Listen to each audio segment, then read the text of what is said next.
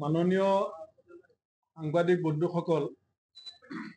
আমাৰ বিৰোধী দলপতি ডাঙৰীয়া, আমাৰ মিডিয়া চেলৰ চেয়াৰমেন বেদব্ৰত বৰা ডাঙৰীয়া, আমাৰ জ্যেষ্ঠ মুখপাত্ৰ শৰ্মা ডাঙৰীয়া, আপোনালোকে আজি দিনটো আমাৰ ওপৰত চকু ৰাখিছে, তাৰ কাৰণে মই পোনপ্ৰথমে আপোনালোকক ধন্যবাদ দিছোঁ। আজি আমি 3 দিন ধৰি আমাৰ দলৰ ভৱিষ্যত কাৰ্যপন্থা কি হ'ব, 2026লৈকে আমাৰ কাৰ্যসূচী কেনেকুৱা হ'ব আৰু জনসাধাৰণৰ কোনবিলাক বিষয়ক লৈ পেলাই আমাৰ বিৰোধীৰ যিটো শক্তিশালী দায়িত্ব আমি আহি থকা সময়ত পালন কৰিবলগীয়া আছে, বিধানসভাত, লোকসভাত বা ৰাজপথত ৰাইজৰ লগত, এই গোটেই কথাখিনিৰ ওপৰত আমাৰ পলিটিকেল এফেয়াৰ্ছ কমিটি, আমাৰ মাননীয় সাংসদসকল, মাননীয় বিধায়কসকল, 24 চনৰ লোকসভা নিৰ্বাচনত প্ৰতিদ্বন্দ্বিতা কৰা প্ৰাৰ্থীসকল আৰু অসমৰ প্ৰায়কেইটা জাতি জনগোষ্ঠী উপজাতিৰ প্ৰতিনিধি আমি লৈ পেলাই আজি প্ৰায় 9 বজাৰ পৰা এতিয়া 6 বজালৈকে প্ৰায় 9 ঘণ্টা সময় এক মস্তিষ্ক মন্থন, ব্ৰেইন ষ্টৰ্ম আমি আমাৰ নিজৰ মাজতে কৰিছোঁ আৰু আমি বহুকেইটা গুৰুত্বপূৰ্ণ সিদ্ধান্ত, যিটোৱে দলৰ ভৱিষ্যতৰ দিশ নিৰ্ণয় কৰিব, আমি তেনেকুৱা সিদ্ধান্ত আজি গ্ৰহণ কৰিছোঁ। আজিয়ে গোটেই কথাখিনি মই কৈ দিয়াটো সম্ভৱ নহ'ব। আমি খুব সোনকালে জোনাইৰ পৰা সোণাইলৈ যি যাত্ৰা হ'ব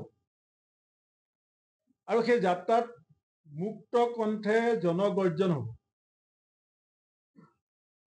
বহু মানুহে বহু কথা ক'বলৈ সুযোগ পোৱা নাই, কি যান্ত্ৰণাত ৰাইজে সময় কটাই আছে, কিছুমান অঞ্চলৰ বাসীয়ে কেনেকৈ সময় পাৰ কৰিবলগীয়া হৈছে বানপানীৰ কাৰণে, আৰু আমাৰ জাতিটোৰ মাজত অবিশ্বাস, সংশয়, এটা বাতাবৰণ সৃষ্টি কৰিবৰ কাৰণে যি ষড়যন্ত্ৰ চলি আছে, তাক আমি কেনেকৈ প্ৰতিহত কৰিম, এই গোটেইখিনি সম্পৰ্কত আজি মই দলৰ সভাপতি হিচাপে অত্যন্ত সুখী যে আমি 6টা যি গ্ৰুপ কৰিছিলোঁ, জিতেন্দ্ৰ সিং ডাঙৰীয়াৰ পৰামৰ্শ মতে, আমাৰ AICC general secretary Jitendra Singh ডাঙৰীয়া, 2গৰাকী সম্পাদক পৃথ্বীৰাজ চাথে ডাঙৰীয়া,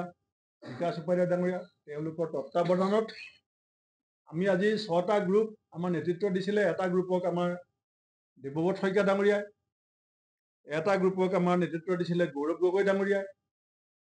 এটা গ্ৰুপক নেতৃত্ব দিছিলে ৰকিবুল হুছেইন ডাঙৰীয়াই, এটা গ্ৰুপক নেতৃত্ব দিছিলে প্ৰদ্যুৎ বৰদলৈ ডাঙৰীয়াই, এটা গ্ৰুপক নেতৃত্ব দিছিলে আমাৰ জাকিৰ হুছেইন চিকদাৰ ডাঙৰীয়াই, আৰু এটা গ্ৰুপক নেতৃত্ব দিছিলে আমাৰ ববিতা শৰ্মা ডাঙৰীয়াই। আমি 6টা ভাগত এই গোটেই 60গৰাকী আমাৰ আজি যি নিমন্ত্ৰিত আমাৰ ৰাজ্যখনৰ বিভিন্ন পৰ্যায়ৰ নেতা, আমি 6টা গ্ৰুপত ভাগ হৈ লৈ আমি গোটেই চিন্তা চৰ্চাৰ বিষয়খিনি সভাগ কৰি তেখেতসকলে 9 ঘণ্টা মন্থনৰ পিছত প্ৰতিটো গ্ৰুপে আমাক যিটো ৰিপৰ্ট দিছে, সেই ৰিপৰ্টৰ ওপৰত ভিত্তি কৰি আমাৰ প্ৰদেশ কংগ্ৰেছ, জিলা কংগ্ৰেছ, ব্লক কংগ্ৰেছ চলিব। লগতে পঞ্চায়ত নিৰ্বাচনৰ ক্ষেত্ৰত ডিলিমিটেশ্যনৰ পৰৱৰ্তী সময়ত বিধানসভা ডিলিমিটেশ্যন আৰু পঞ্চায়ত ডিলিমিটেশ্যনৰ পাছত যিটো ৰাজ্যখনৰ যিটো জনগাঁথনি পৰিৱৰ্তন, সমষ্টিভিত্তিক পঞ্চায়তৰ সীমা পৰিৱৰ্তনৰ লগে লগে যি ৰাজনৈতিক কৌশল পৰিৱৰ্তন, স্থিতি পৰিৱৰ্তন, এই গোটেইখিনিৰ ওপৰত কংগ্ৰেছ দলে যিটো আমাৰ নিজস্ব দলীয় শক্তি, তাক আমি বৃদ্ধি কৰিবৰ কাৰণে আমি যিখিনি বিষয় আটাইতকৈ গুৰুত্বপূৰ্ণ, সেইখিনি আজি আমাৰ দলৰ নেতাসকলে কালেক্টিভলি প্ৰতিখন টেবুলৰ পৰা যেতিয়া দেৱব্ৰত শইকীয়া ডাঙৰীয়া এটা বিষয় উত্থাপন কৰিছে, তাৰ ওপৰত আকৌ বাকীসকলে এডিটিং সম্পাদনাৰ কাৰণে, সংশোধনৰ কাৰণে প্ৰস্তাৱ আনিছে যে দেৱব্ৰত শইকীয়া ডাঙৰীয়া কমিটিখনে যিখিনি কথা কৈছে, তাত এইকেইটা সংযোজন হ'ব লাগে বা এইকেইটা বাদ দিব লাগে। তেনেকৈ প্ৰতি আমাৰ যি 6গৰাকী কনভেনৰ আমি আজি দিছিলোঁ, সেই 6গৰাকীৰ বিভিন্ন প্ৰস্তাৱৰ ওপৰতো পৰ্যালোচনা কৰি আমি আজি এটা ৰোডমেপ তৈয়াৰ কৰিলোঁ, যিটো বিশেষকৈ সভাপতি হিচাপে মোৰ কাৰণে আৰু আমাৰ প্ৰদেশ কংগ্ৰেছৰ কাৰণে আহি থকা সময়ত এটা সুন্দৰ পথ নিৰ্দেশনা আজি আমি পালোঁ আৰু আমি আহি থকা সময়ত সেই কামখিনিৰ মাজেদি আমি আগবাঢ়ি যাম। চবতছে কিন্তু গুৰুত্বপূৰ্ণ কথাটো হ'ল যে গোটেইবিলাক আলোচনাৰ মাজত কিন্তু এটা কথা নিৰ্ণায়ক হ'ল যে এই চৰকাৰখনৰ মুৰব্বীগৰাকীৰ যিটো ভ্ৰষ্টাচাৰ আৰু দুৰ্নীতি, সেইটোৱে অসমৰ মানুহৰ চকু কপালত উঠাইছে। আৰু সেই চৰকাৰখনৰ মুৰব্বীজনৰ আমি শৰৎ সিংহ ডাঙৰীয়াক দেখিছিলোঁ মুখ্যমন্ত্ৰীৰ আসনৰ পৰা পদত্যাগ কৰাৰ পিছত কোৱাৰ্টাৰৰ পৰা ওলাই যাওঁতে এটা চুটকেছ লৈ পেলাই চিটি বাছেৰে ঘৰলৈ গৈছিল এজন মুখ্যমন্ত্ৰী আমি দেখিছিলোঁ, শৰৎ সিংহ ডাঙৰীয়া। সেইখন আসনত বহি থকা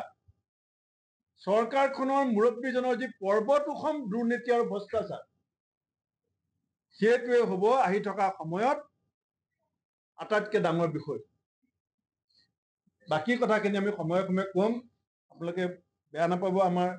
কেন্দ্ৰীয় নেতৃত্বৰ ফ্লাইটৰ সময় হৈছে। মুখ্যমন্ত্ৰী ডাঙৰীয়াই কৈছে যে আগতে 50 চনত লোকপিয়ল অনুসৰি মাত্ৰ 12% মুছলমান আছিলে, আজিৰ দিনত 40%। এইটোৱে পলিটিকেল ইছ্যু নহয়, এইটো জীৱন মৰণৰ ইছ্যু বুলি কৈছে। সেইটো মই পাছত কম, খালি মই এষাৰ মনত পেলাই দিছোঁ, এইগৰাকীয়ে সেইগৰাকী মুখ্যমন্ত্ৰী যিজনে কৈছিলে যে গুজৰাটৰ পানীৰ পাইপৰ মাজেদি মুছলমানৰ তেজ যায়।